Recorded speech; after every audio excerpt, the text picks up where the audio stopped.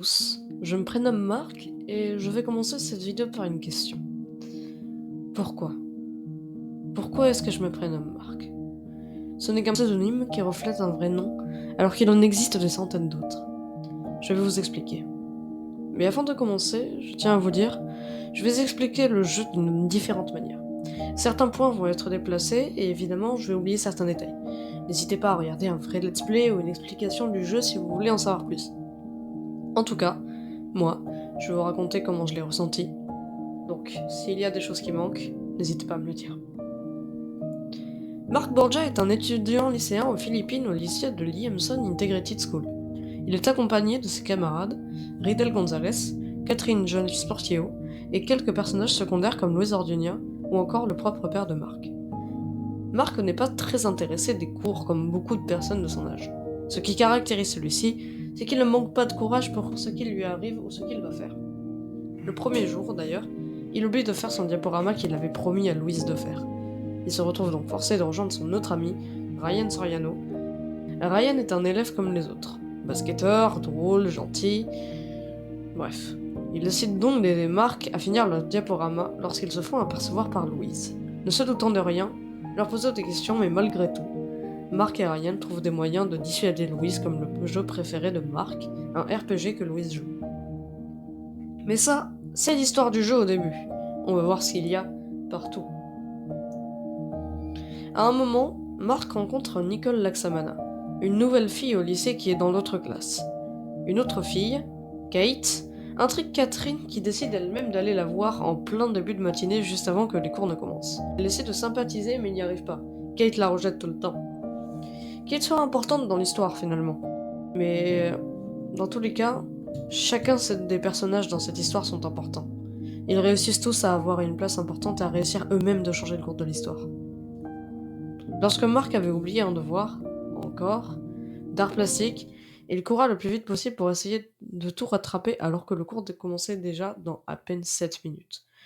Lorsque Marc vit Nicole, Marc, déjà pris dans son élan, bouscula Nicole, faisant tomber les deux élèves.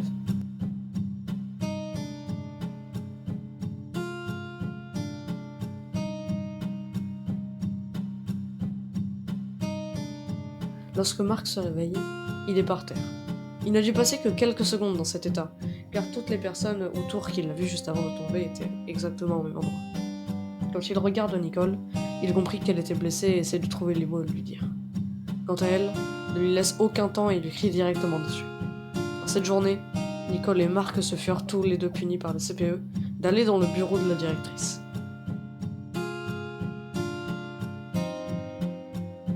Malgré la non-coopérance de Nicole à vouloir essayer de pardonner Marc, la directrice réussit à trouver un compromis. Quelques jours plus tard, Marc est allé chez Nicole pour recommencer leur devoir d'art plastique, vu qu'ils avaient loupé le cours. Marc aide Nicole à repeindre, tandis que Nicole essaie de trouver tous les points du monde pour dire à Marc qu'il dessine... mal. Malgré tout, Nicole aida Marc. Cette journée s'était plutôt bien passée, jusqu'à ce que le jeu nous force une deuxième fois une action, toucher au piano de Nicole. Marc était un apprenti piano, mais il avait écouté longtemps sa mère jouer, et il a donc retenu une fameuse musique que nous découvrirons plus tard. Nicole, furieuse que Marc joue cette musique, lui crie dessus en lui demandant de quitter la maison de ses parents. Juste avant que Marc ne parte, la mère de Nicole lui proposa alors de manger ici, ne se doutant de rien de ce qui s'est passé. Marc resta et Nicole réussissa encore de le pardonner.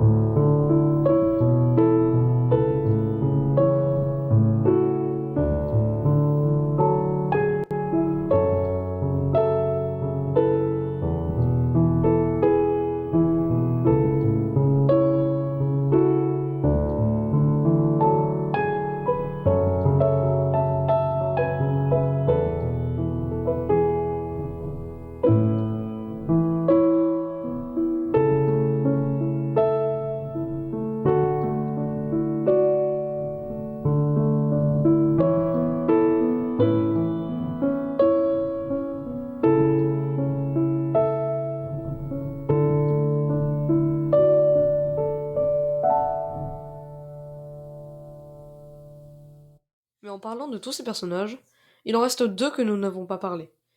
Catherine, ou Cathy, et Riddle. Cathy est la meilleure amie de Mark et le supporte tout le temps. Ils passent beaucoup de temps ensemble lors de soirées de jeux vidéo où ils jouent ensemble. Lors d'une d'elles, Mark joua un peu avec Cathy, mais avait faim. Il a donc préparé à manger. Cathy attendait que Mark revienne, mais elle l'a vu dans la cuisine, avec un sourire, écrire à quelqu'un. Nicole. Cathy sourit tristement et demanda à Mark ce qu'il avait à lui montrer. En l'occurrence, le piano. Puis le jeu avança, rapidement. Tellement rapidement que même moi, du haut de mes 20 heures de jeu, ai tellement apprécié le jeu que je n'ai même pas pu avancer jusqu'à la fin du jeu. Mais si je vous en parle, c'est que je connais le jeu. Oui, je le connais. Message d'honneur à Farod qui m'a fait découvrir ce jeu magnifique. C'est un streamer que je regarde beaucoup et regarder son let's play d'Until Dawn m'a fait du bien.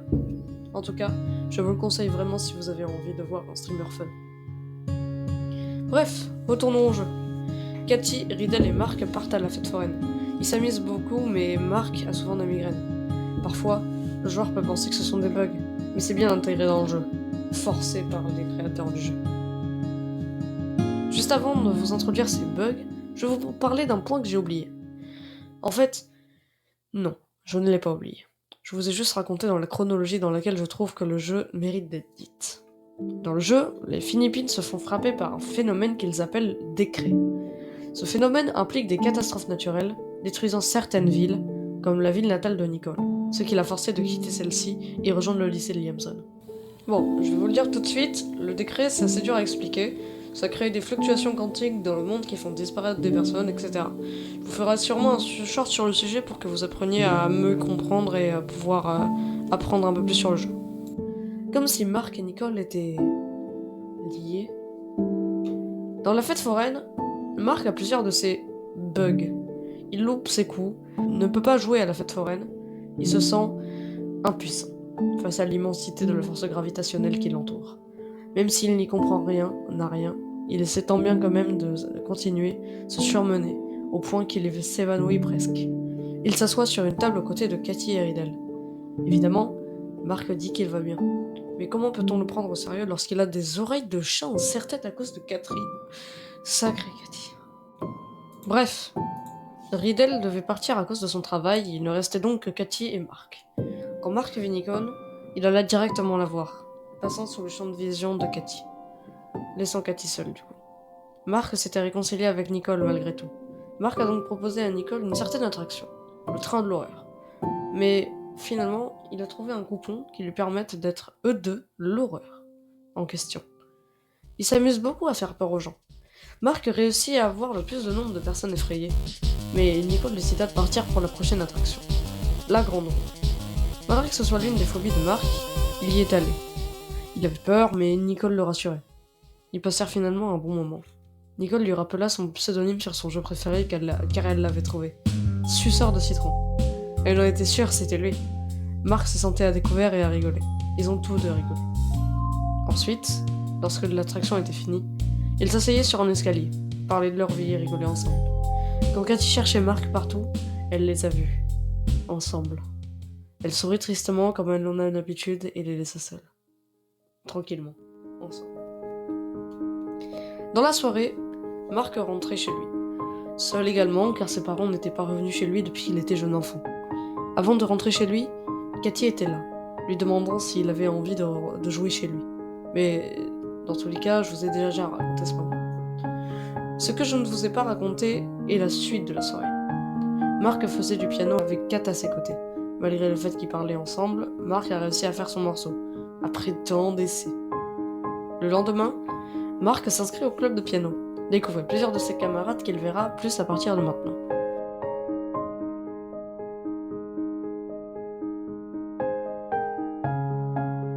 Puis, Mark est allé rejoindre Nicole sur le toit. Mark lui demandait de rejoindre le club, mais Nicole semblait énervée, distante. Ils parlent ensemble et réussissent à trouver un point d'entente. Ils se dirigent au club de piano lorsque personne n'y est. Et celui-ci joue le morceau qu'il avait joué chez Nicole. Attendez. Non!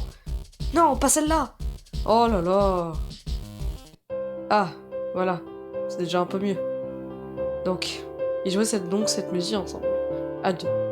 Quand Mark croyait qu'il l'avait oublié, Nicole l'aidait. Pendant la musique, ils se regardent, Les deux rougissent mais ne se disent rien. Ils finissent le morceau ensemble comme si Mark le connaissait par cœur. Mark l'avait donc appris de sa mère, mais le véritable créateur de cette musique, ou plutôt devrais-je dire la créatrice, était Nicole. Lors d'une démonstration de ses talents de piano à une rencontre, elle avait déjà remporté beaucoup de coupes et de médailles, qu'elle avait jetées à la poubelle, malheureusement. Puis, Nicole parle de Jake. C'était son ancien meilleur ami qu'elle a perdu lors du décret. Elle explique donc que depuis, elle ne réussissait plus à faire du piano. Elle en avait plus l'envie. Elle avait créé la musique pour lui, mais il a disparu. Elle ne retrouve plus l'envie, du tout. Mark incitait donc Nicole de reprendre le piano. Elle était d'accord, mais pensait que ne plus avoir aucune donnée. Mais, bizarrement, elle joue plusieurs morceaux classiques, comme le jour de noces de Grieg que Mark joue, ou encore la Campanella.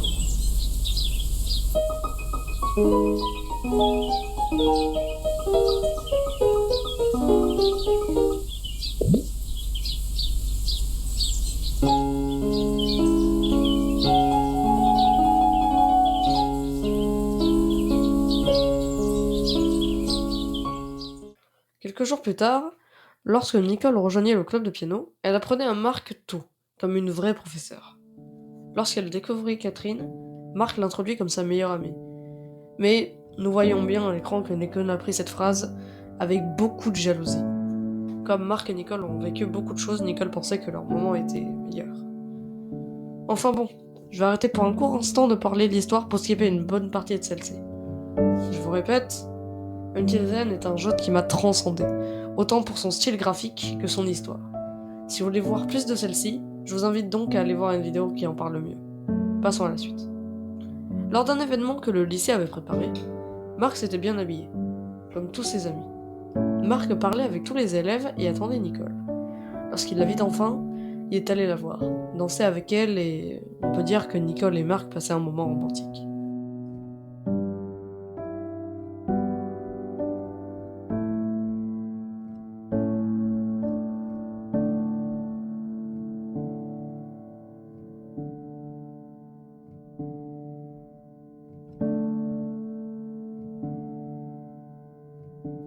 Puis après la danse, Mark cherchait Kat, ne la voyant nulle part. Il pleuvait dehors. En parlant de pleuvoir, un moment de l'histoire que je ne vous ai pas raconté est très important. Mark et Louise ont fait une découverte à cause du décret. Certaines zones sont sensibles au genre de bug. Certaines disparitions ont été vues comme celle de Ryan et une autre élève. Quand elles se sont passées, il pleuvait. Mark cherchait donc partout Kat sans la voir.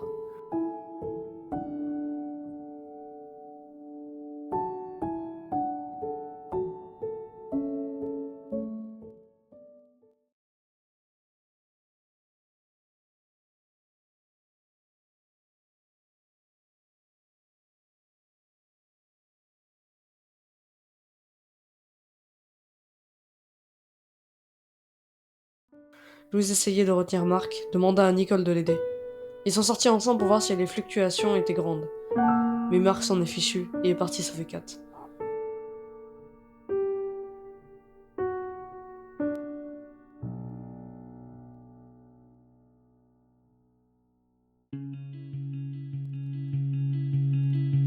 Mark voyait de plus en plus de visions de sa mère, elle-même qui est censée être morte dans un crash d'avion.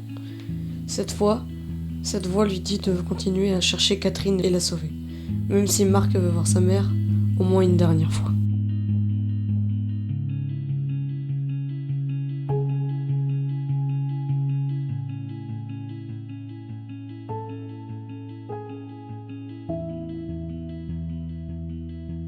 Il courait tellement vite qu'il n'en pouvait plus. Mais il ne pouvait pas s'arrêter maintenant. Mark, tu peux le faire, lui disait sa mère. Ne t'arrête pas maintenant. Non, je t'en ai sauvé.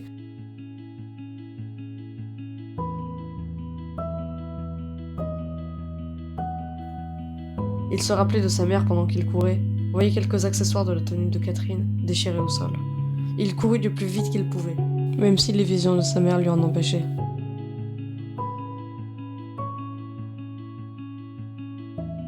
Il arrivait près d'une route, il n'en pouvait plus. Il essayait de courir, mais... et tombait. Non, je dois...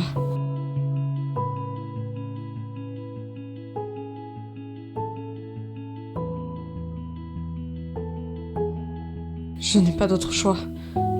Je suis obligée.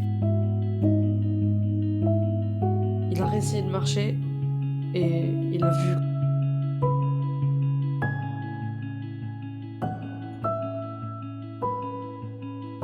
Kat, debout, regardant le ciel.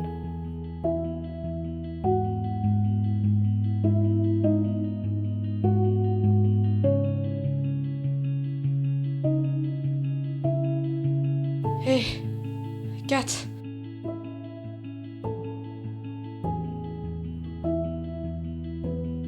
Voyant enfin Marc. Elle souriait. Les deux se retrouvèrent enfin pour leur dernière danse.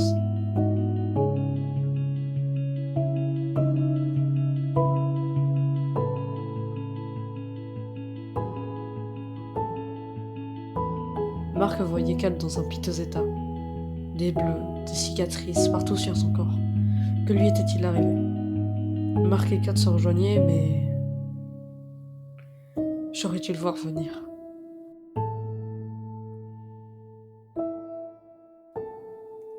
C'est à cet instant que les pièces du puzzle se sont assemblées. Suis-je arrivé trop tard? La dernière fois que j'ai joué à ce jeu de course...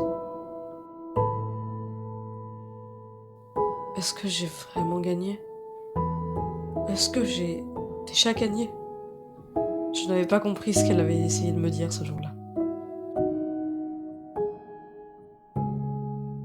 Il me semble qu'elle avait dit qu'elle voulait être pilote. Ou championne de sprint.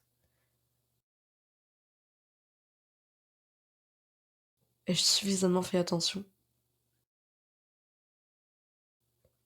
Un jour, elle m'avait parlé des papillons sous la pluie. Elle a dit qu'ils se faisaient transpercer. Ou que parfois...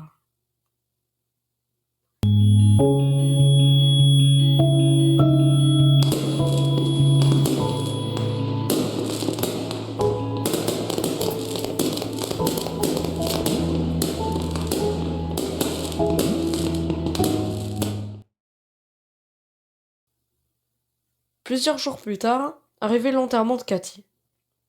Le père de Marc avait enfin pu venir dans sa ville. Il rencontra tous les membres de sa famille, Nicole et Riddle également. Je vous avoue qu'à ce moment-là, j'ai pleuré. Oui, 2 fois au moins. La scène passe sur Marc et Nicole plus tard, emménageant ensemble. Marc a regardé ses anciens cartons et a vu un enregistrement. Un enregistrement de Cathy. Bonjour, test micro 1, 2, 3. Cathy? Ok, je dirais que cette chose est en train d'enregistrer. Oh oh, Marc. Voici une nouvelle piste audio pour ta meilleure amie de tous les temps. Ok, bon, tu devrais avoir vu que j'ai téléchargé les sons de LinyWire. La qualité est de la merde, je sais. Et maintenant, j'ai des papillons sur tout mon écran. Écoute, c'était plus en vente nulle part. J'ai demandé à Mike pour une nouvelle pochette. Bref, j'enregistre ça parce que j'aurais eu trop peur de te le dire à la prom. La dernière danse. Sérieusement par contre, je sais vraiment pas par où commencer. Mais tu t'es délivré à moi la dernière fois et c'était dur. Et maintenant, à cause de toi, j'ai envie de faire la même chose. Et te dire la vérité.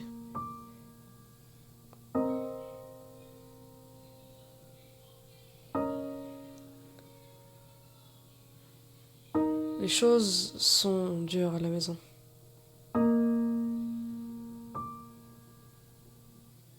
Mes parents sont vraiment stricts et énervés. Et je suis pas assez bien. Je suis pas assez pour eux.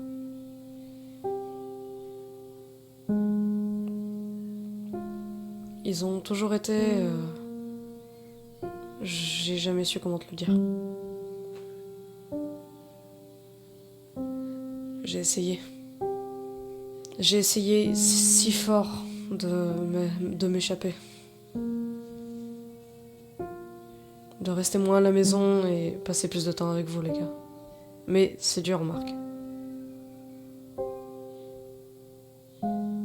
Et vous, toi et Ridel, vous avez été tellement occupés cette année. Et c'est bien. C'est très bien. Vous avez tous les deux trouvé quelque chose que vous aimez. Honnêtement, j'étais jalouse au début. Je me suis sentie un peu restée derrière. J'ai eu peur de perdre Ridel et si je te perdais toi aussi, je sais pas.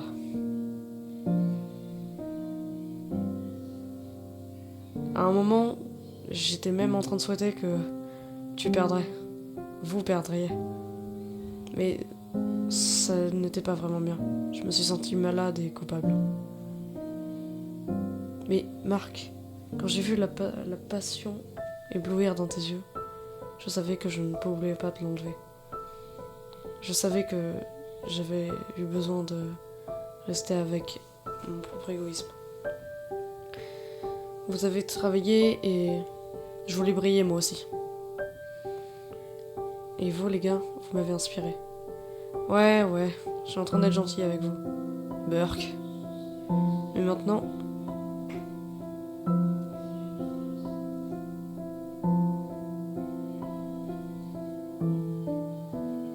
j'ai envie de courir.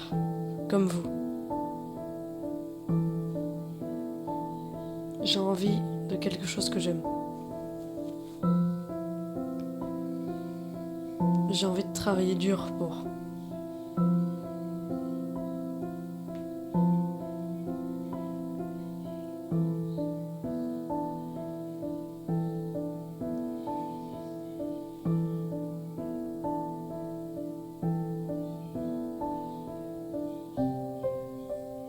J'ai envie de vivre ma vie. J'ai envie de voir mes yeux briller aussi.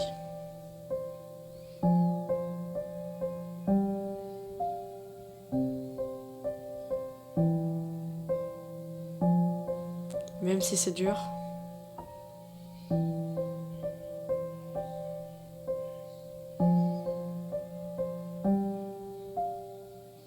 même si mes parents ne me veulent pas,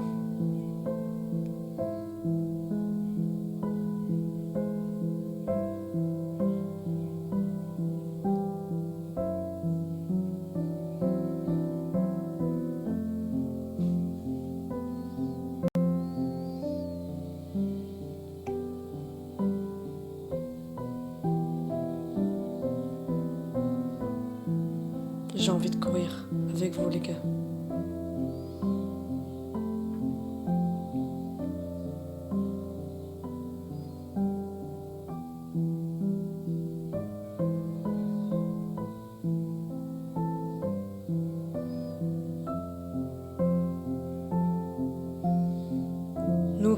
Nous tous, ensemble. J'ai envie de courir aussi vite que je le peux. Dans la lumière.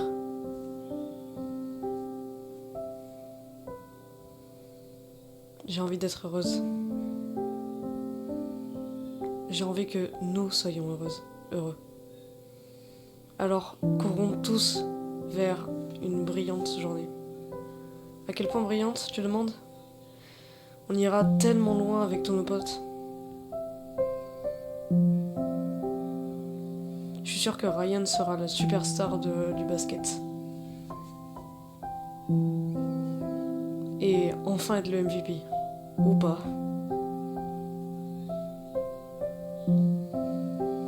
Sophia et sa grand-mère seront happy ensemble.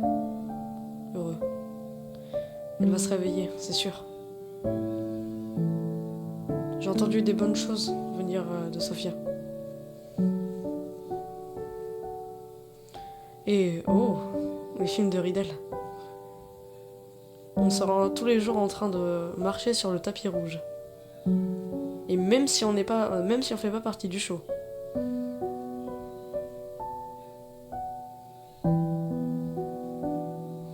Reese va forcément réussir avec Mike à ses côtés. Ils vont être un super duo.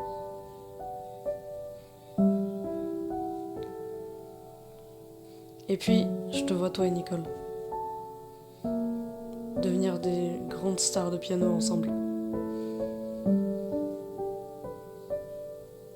Tu devrais m'inviter, évidemment, à chaque fois. Ou sinon...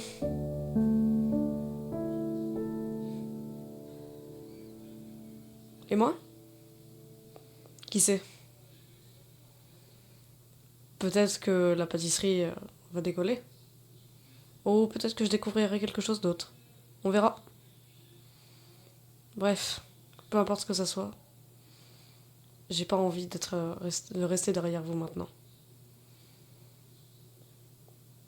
Donc je courrai avec vous, les gars. Je vous rejoindrai. Dans la lumière.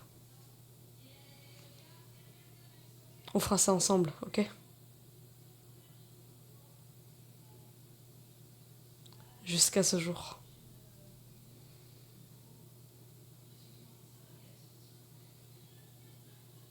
Euh, comment j'arrête ça?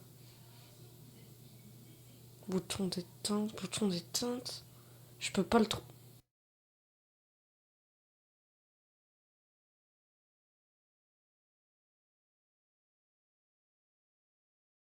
Et maintenant, je vous propose de continuer dans le prochain acte.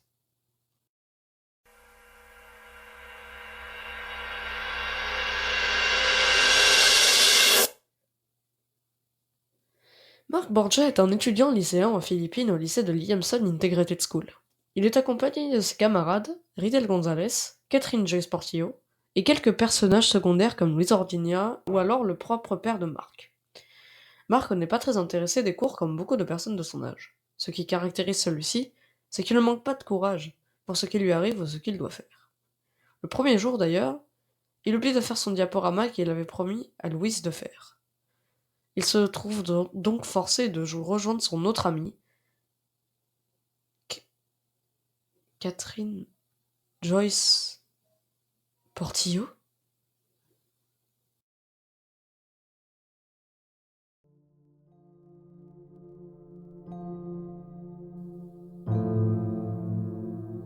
Le jeu n'est pas du tout fini, mais c'en est tout pour cette vidéo. J'espère qu'elle vous aura plu. Si vous voulez une vidéo avec l'histoire de Until Then complet et bien racontée, je vous la tournerai. Je pense d'ailleurs la faire.